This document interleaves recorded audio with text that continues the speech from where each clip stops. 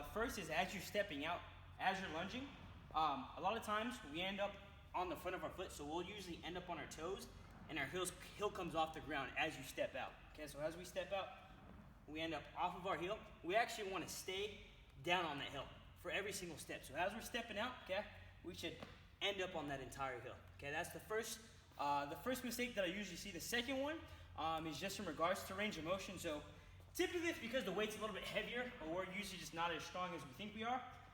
When we step out, our back knee should end up as low as it possibly can to the floor before you come back up.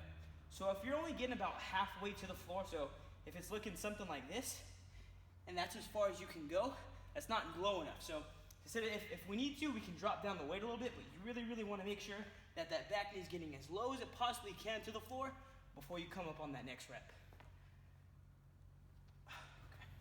So one variation I wanted to also give you guys as far as lunges, it's called a reverse lunge. And the reason I want to kind of show you this variation is because surprisingly, walking lunges and forward lunges, they're actually a pretty advanced progression. So they're pretty difficult. And sometimes too, I notice a lot of people usually kind of have some knee pain when it comes to forward lunges.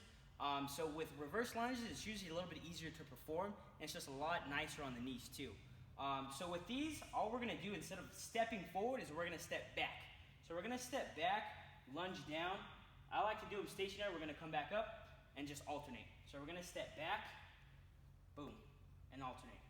So instead of walking forward, we're just stepping back. Okay, you still get the same benefits out of the lunges, just a little bit easier to do and a little easier on the knees.